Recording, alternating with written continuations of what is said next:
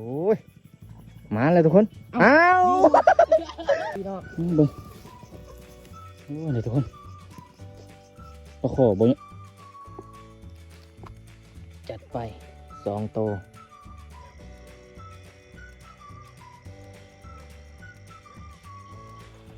แล้วแล้วยาวคือโตเนาะเด็กก่อนเนาะว่ะเขียดบ่ต้องเอามันก็ยาโอ้ได้หลายเว้ย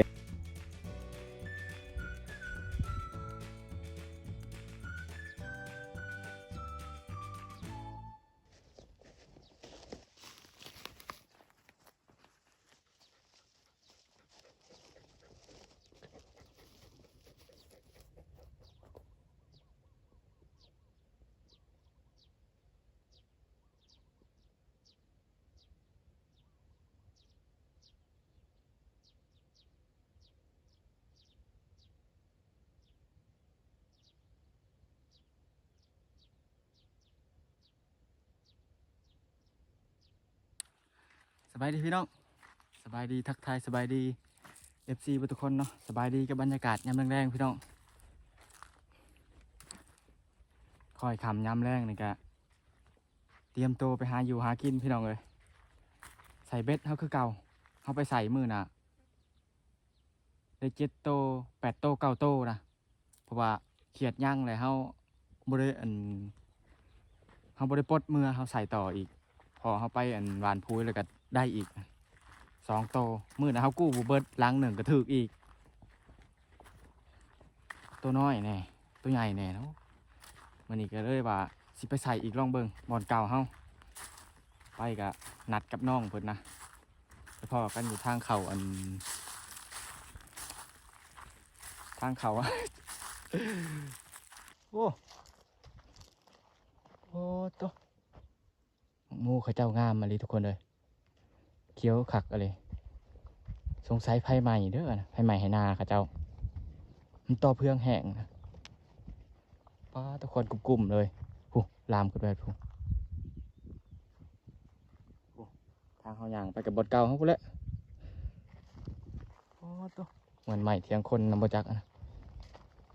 ไปแต่เวทละกระแดดทุกคนเลยก็เลยไปคำๆเลยใส่คำๆเลยเนาะมันจึงบแดดปันใดเงี้ยเขียดอีโมเขาไปเงี้ยคืนนี่แหละไปเงี้ยแถวตีนบานโอ้เมื่อคืนนี่เขียดออกลายเลยทุกคนเลยเขาได้เติบได้คืนนี่กันตัวใหญ่มันเกิดร้ายเนี่ยเขาเงี้ยแถวบ้านนี่อยากได้ตัวใหญ่ลายกลัวตัวน้อยนี่บบันไดทุกคนเลยไปเดี๋ยวลุยเลยน้องเพิ่นจะไปถ่าเขาใช้เลยกันเพิ่นบูยางก่อนเขาบอกว่าให้ถ่าบนทางเขาหัวหน้าแซงว่ะเอามาฮอดบอนไซเขาเลยทุกคนเดี๋ยวเขาจะใส่แต่หลุมกระเทิงไปแล้วมั้ยบ่อน้ำเขาจะเคยจูบบกนี่แหละบ่อนอยู่ได้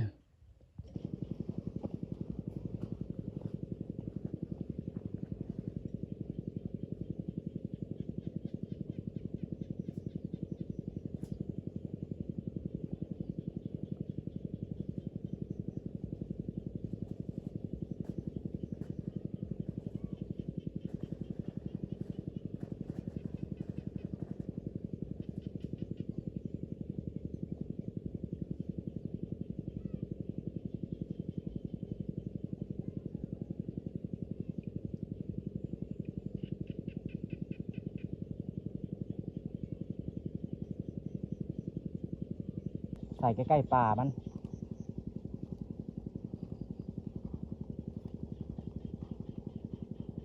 จะมีปลา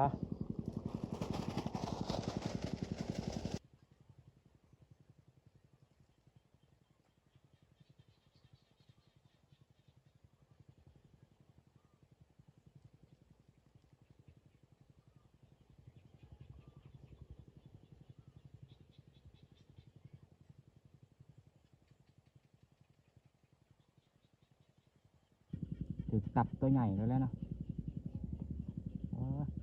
พอได้กินแรงนี่แต่มันจะถือได้แหละ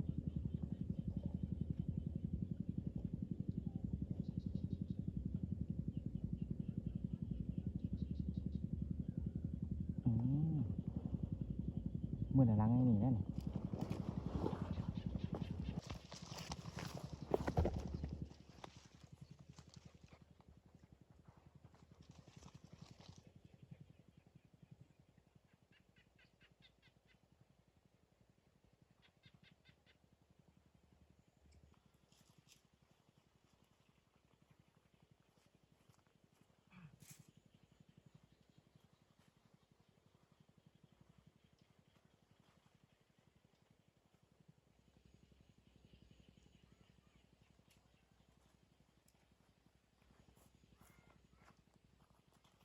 ตอนนี้เขาก็ใส่เบ็ดได้เรียบร้อยทุกคน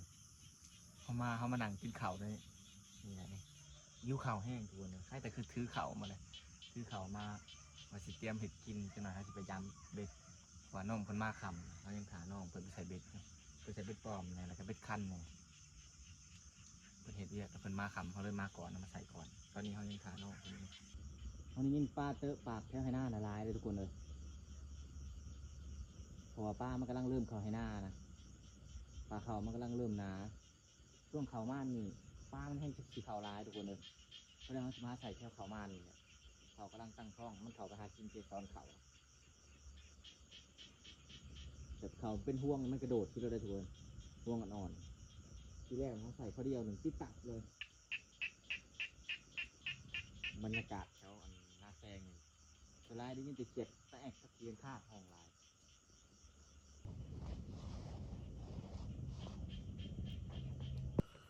ถามหนึ่งเรื่องอ่ะนี่จริงสิ โอ้ยโบแมนทางนั้นเลยน้ำคือเพื่อนแห้งแท้ เขะ โอ้สิแขสิเขอมันได้ใช่ อีเนี่ยว่าที่ไอ้วันเห็นเขะ โอ้ยระวังให้ตัวระวังให้ย่านนะ อ๋อมันก็ไม่ใช่เพลง โบถือทุกคนเลยมันคือโบตีงอันนี้เขียดโบตีงมันลังต่อไป เอ้ยเนี่ยในเพลงบอกให้หนักให้บ้า เงานะบอ ใช่ป่ะ ใส่เลยนะหันหา คือใช่ป่ะ โอ้เดี๋ยวไปเดี๋ยวไปลังนะทุกคนพังนะฮะโอ้ยมาเลยทุกคนอ้าวโอ้ย มันตื่นกล้องมันตื่นกล้อง ไปช้ำเดี๋ยวตามก่อนเอ้า เย็นใหญ่ โอ้ยตัวน่ะพุ่นน่ะเย็นเขาบอกโอ้ยตามก่อนทุกคนโอ้โหงูตาแหมันคือหมานแท้นี่ ป้าบ่ถึงโน่นนะ ลังแรกหลุดไปลังถัดไปถึงงูตาแหโถกินลงเลิกรีได้นี่นะ ใช่ไงเนาะ อุ้ยปลดบ่ได้ดอกอันนี้ อาบแล้วต้น4 โมง กินลงท้องมันผมมืออื่นจึงเอาโอ้ยตาย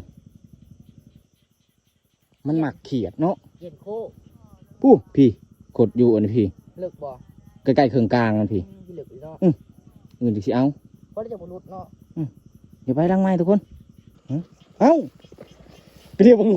อีกโอ้ยตัวมันใหญ่เอาข่อยมาเด้อโอ้ยมันใหญ่มาได้ทุกคนเอาปนให้ในพอดีเนาะ เบิ่งโอ้ยนี่ทุกคน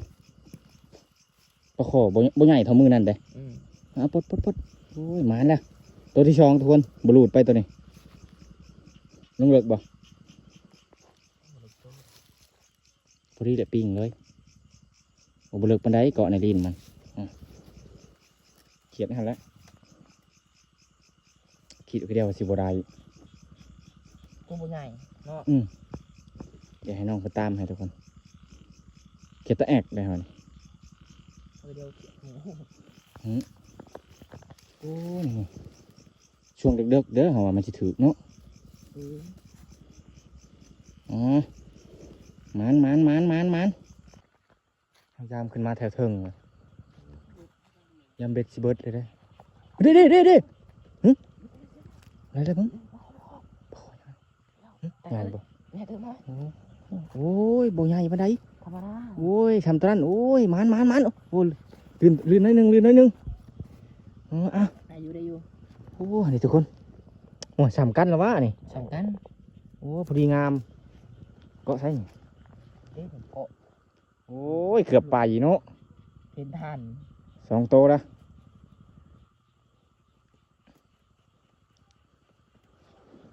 เบิดเนาะ ใครจะมีเขียดตะแอกดินดองหลุดนะฮะแหละทุกคนอันนี้บนกระเจ้าพันป้านพายของหันเลยมีตะลักฮักแข่งเลยวันนี้โอ้อันนี้เขียดตะปาดนี่ทุกคนเลยเขียดอันนี้มันเหนียวที่ตัวอื่นนี่ตายไปได้ คิว คิ้วหักไปปิ้งนี่แซ่บทุกคนเลย ตอนกี้นะเขาคิดว่าเขียดอันเขียดหยังวะเขียดโม่ มู บ่แม่นนะเขียดหยังวะเขียดเหลืองเขียดเหลืองตะกี้นะเอ้าฮู้บ่ ชิมบิดเจ้า อ๋อเดี๋ยวไปยามลังใหม่ทุกคนเอ้า ไป ยามฮ้อนนี่บ่ค่อยถูกปานใดทุกคนบ่คือยามหนาว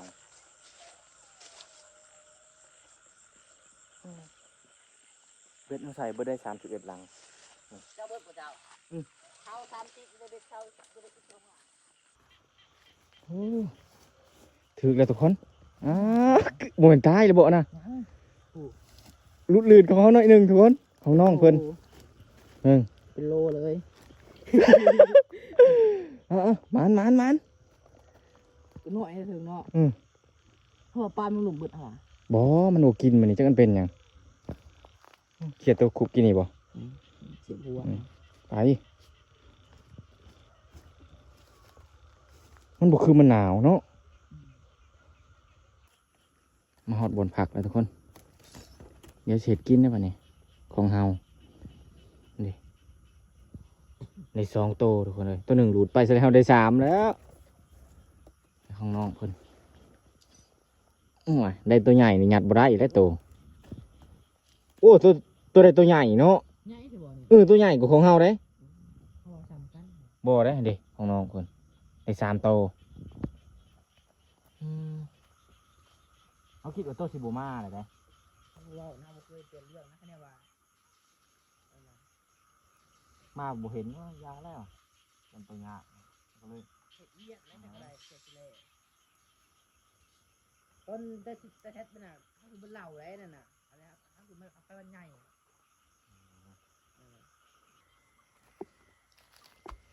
จัดไป2โตว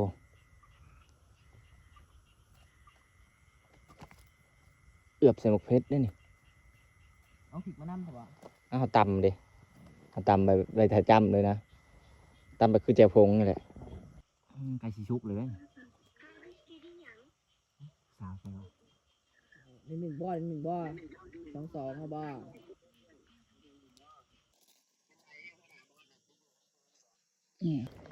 เอามาหามันยังมาห้องมันนี่ฮะห้องไงใส่ เอาไปไว้บ้าเธอทงนี่ห้องได้บ่ นี่เป็นปอบได้ บ่นี่ห้องข้างนอกมันนี่ ได้แล้ว มาเอาลงมาเอ้ยเยี่ยมได้แจวฮะ บ่ ลุยได้อบัดนี่มาทุกคนมาใครมาหมูพักแน่มันนี่นะจัดการเลย เรียบใบหวานนี่มีได้ เอาไปหวานดินะบ่โอ้ยเอากินเดี๋ยวให้เจะทีจะทานมันก่อนซบหัวบ่มันได้มืออื่นนี่หัวปลาให้ถึกได้มืออื่นนี่มันถึกช่องตัวน้อยๆหนึ่งโอ้ยกินน้ำกันปิ่งปลาแจ่วเพชรมาทุกคนกินข้าวน้ำกันแจ่วเขาก็แบบเรียบง่ายเลยนะ อย่าพงกันนะ เดี๋ยวทุกคนมาสมุนไปอยากเลยใครแต่มันยังบวข้าวเนาะปลาเนาะ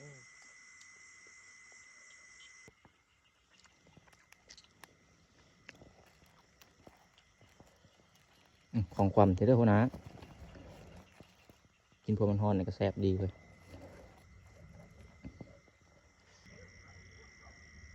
ที่นี่ก็เขาเจ้ามาเอาน้ำทุกคนเลยน้ำอยู่แถวลุ่มเขาเจ้าปลูกพังมันบ่มี มีบกบนเนาะ น้ำคำเนี่ยมันไหลก่อยนี่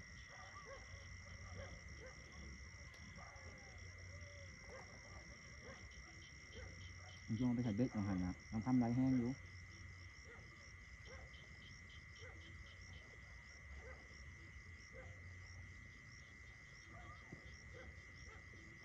กินเขาอิ่มแล้วเรียบร้อยทุกคนกินเขากับปิ้งปลาเนาะก็ขอนะแล้วต้องใส่เบ็ดมานะบ่ถือก็ได้ทุกคนเลยขวานบ่ล่มนะน่าจะเป็นมันบ่ล่ม มันหอดเนาะมันเอา หอดมาเอาช่วงมึงมันล่มนะถือดีขนาดนี่เขาจะไปหา แบบ เรา ปีนเด้ เขาจะไปหาเราเนื่องเขียดก่อนทุกคนมาเนี่ย ยังเขียดได้เขาจึงขี่ลงมายามขันบุเดึกขันว่ามันเดึกแล้วเขากับที่นอนเลยทุกคนเดี๋ยวพอๆกันมาอื่นมาแบบทุกคนมาจึงมาลุ้นกันนี่เนาะเราจะได้นอนดีได้ลายเนาะตอนหัวค่ำเนี่ยก็ได้อยู่2 ตัวเดี๋ยวพอๆกันมาอื่นทุกคนสำหรับคืนนี้กับพันดีราตรีสวัสดิ์ทุกคนบ๊ายบาย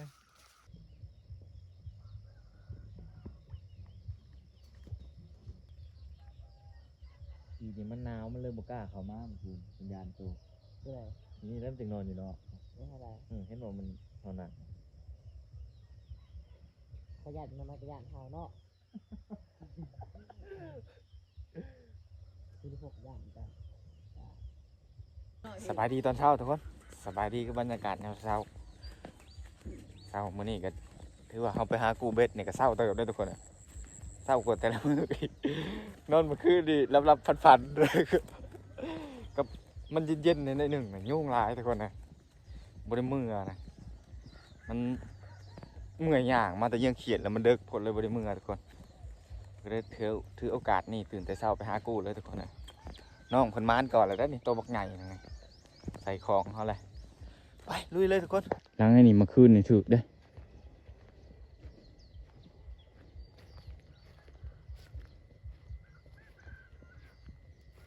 บ่ถึกโอ้แต่ผูบักใหญ่นึงฮะ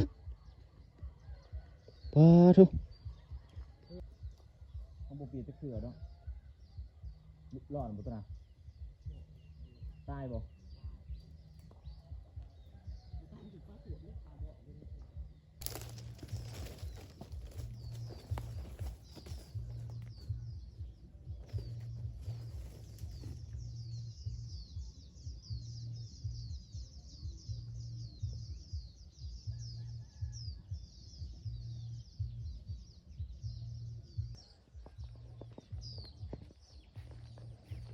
โมนิ่งบูติ้งทุกคนเลยมีอ้อยต้อยบ่เห็นนั่นห้อยบ่เห็นหดกินเลยพังนะครับมันคือบ่ถือปะหลอนอีกเลยเมื่อคืนในรังนี่ก็หลอนมันนี่หลอนอีก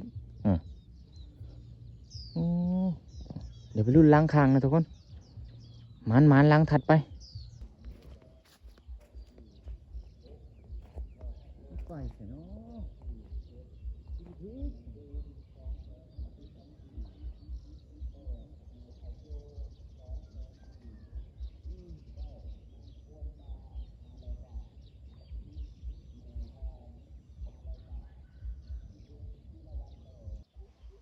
ตัวนี้ยังกินมันวะเจ้ามันกินยังไงนี่ยังกินมันปลาปะมันคือข่ายฮะยังหยุ่งในหนึ่งตัวเลยมันกินปลามันกินแล้วมันคายบ่โอ้เสียดายเลยมันต้องติดแล้วเนาะหลังนี่เขาขึ้นใจตึงๆว่ะหลังเขาใส่ตำอิดได้นี่นะโอ้ยมันเห็ดคือซื้อนี่บ่ถือหลังชุดท้ายก็ได้ศูนย์เฮ้ยโอ้ยบ่มานไปหลังถือต้นเต่าได้โตว่ะ3 โตนะเพ่งเนาะ3 โต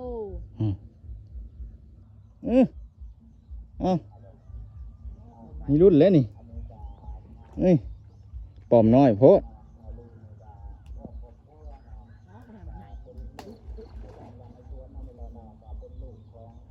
เฮ็ดงมลงนะฮะโอ้ยเหี้ยอยู่หลุมเฮ้ยงมลงไปแล้วมาถือเอาอีกแล้ว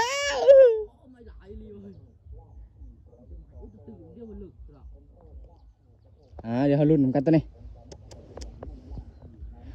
คุณพระบ่คารวะได้ไหมได้คอนะคารวะได้ไหมได้คอได้ถือไอ้ปลาดุกอันนี้ฮะปลาดุกน้อยถ้าขี่กระเดื่อนนี่เจ้าก็ถือปลาโถเนาะตายบ่โอ้ยมานปลาดุกเลย มาดูยังดูโอ้เอาหมานหมาน ผู้ใหญ่ โอ้น้ำไหลแห้งอะไรเนาะจัดตาดเลยผมก็จะมาเอาน้ำคืน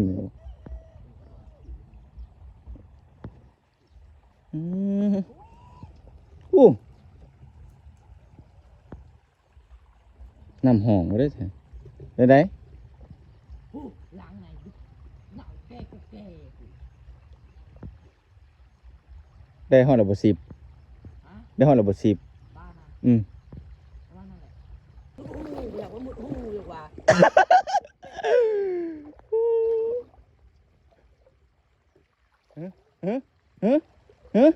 เอ้าเอ้าเอ้าขึ้นบนพากระตาดเอ้าอู้มาแล้วทุกคนมาแล้วอู้ บอดเห็นเลยบ่ โอ้ แล้ว มาแล้วมาแล้วโอ้นึงทุกคนเดี๋ยวหักเงียงกันเลยโอ้นี่ตัวพอดีงามปลาดุกสำเนี่ยโยก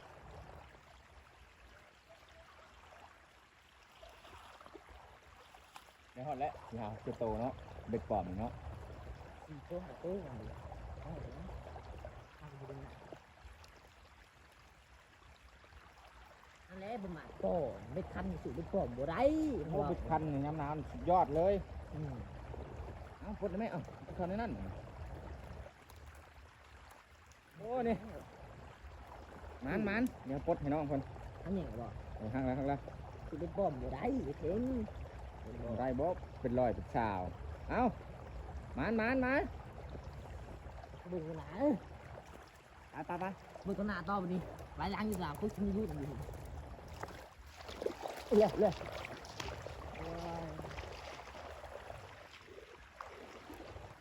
ล้างอยู่ข้างล่างก็ถูก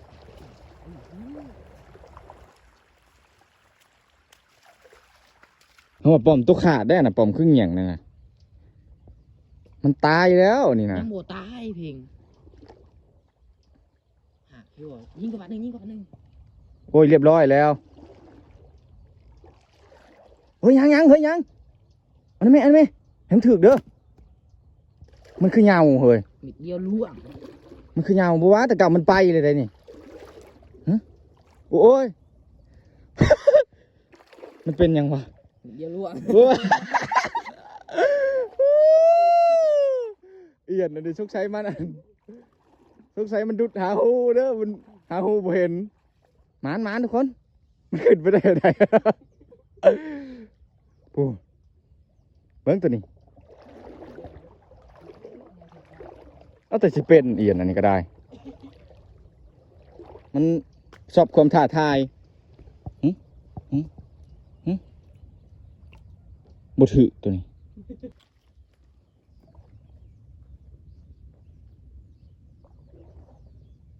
เมื่อไรแจะโดนขาดเนอะ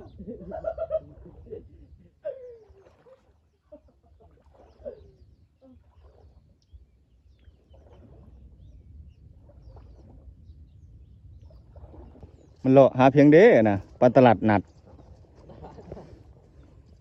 เด้อโอ้โหมันมาเลาะแต่เช้าอะไรเลย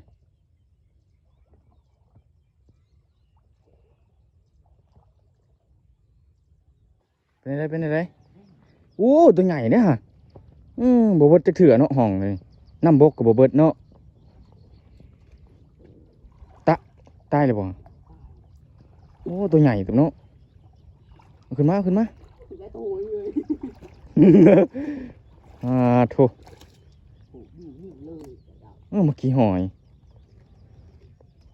แล้วโตเลย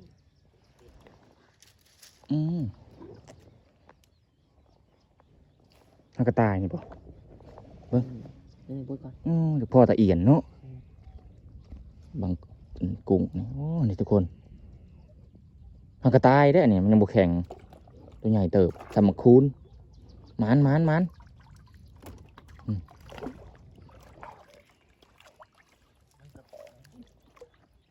เงินก่อนมาเสือกยาวเนาะ ดีแล้วอ่ะ อืมน้องสุดท้ายทุกคน น้องนี่ก็เคยบกเลยได้ แต่ว่าน้ำเคยบกเลยจุดคอหูแล้วยันเอียน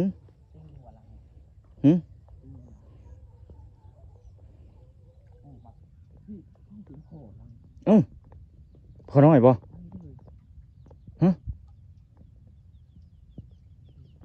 ต้องใช้ถึกลังเดียวนี่แหละครับวะโอ้พอน้อย ตายเลยเนาะอ้าวลังนี้ลังนั่นบ่ถึกบ่ลังอ่ะมาเลยทุกคน น้องสุดท้าย น้องเขาเจ้าจูบบกคักแล้วนี่นะ แต่ก็ยังมีปลาลงมามันมีอยู่ มันก็มีบ่หลายเอาแม่ตัวนั้นนะ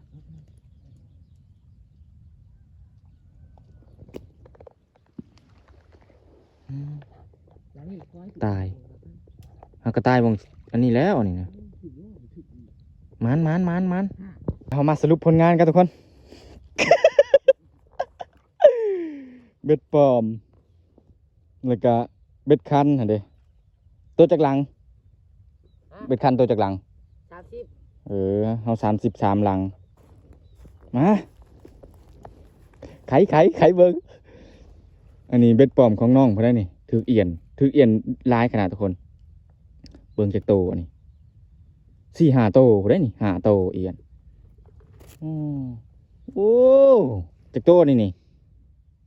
ปคอนี่ก็จนคอขดบนเนาะโหได้โมเมนต์5 โตหัวนี่ถกมาว่ะเขียดบ่ต้องเอามันก็จะโอ้ได้หลายเว้ยนี่ผลงานเพิ่นเมื่อคืนนี่ตัวหลังตัวหัวมันทำงานแน่นะบักเอฟใหญ่ทุกคนเอฟใหญ่ของเพิ่นได้นี่นะเอาเลยเบ็ดลูดเลยได้นี่ นังเฮา รูดเลยเด้นี่ ผูกไว้เอาผูกไว้ ว้าโธ่ใหญ่ของเฮามือนั่นน่ะนี่บักใหญ่เลยทุกคนเลยโอ้โหเกาะมือจัดการเกาะมือเลยนี่บักเอฟใหญ่มุกเอามือมุกของเฮาตอนเช้าได้ก็รอตัวเดียวนี่มันบ่ถือคือมือมันลมทุกคนเลย ตัดดูเด็กกระไฟจ้ะนะ มือมันลมนะถือเลยทุกคนเลยเป็นมานเต๋อได้ดึงบุขาดนะ เรื่องขาดนะครับแต่จะใช้หมวกเบ็ดนี่จ้ะ เอาบ่เอา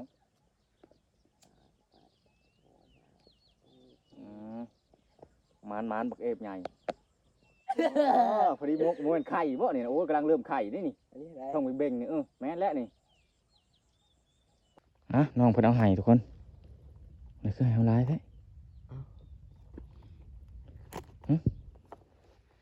คือเอาลายแท้ พอได้กินพอ ขอบใจน้องเพิ่นเอาให้ทุกคนให้3 โตดิมานบักเอฟใหญ่เพิ่นได้นี่ ขุดง่องเลยเนาะ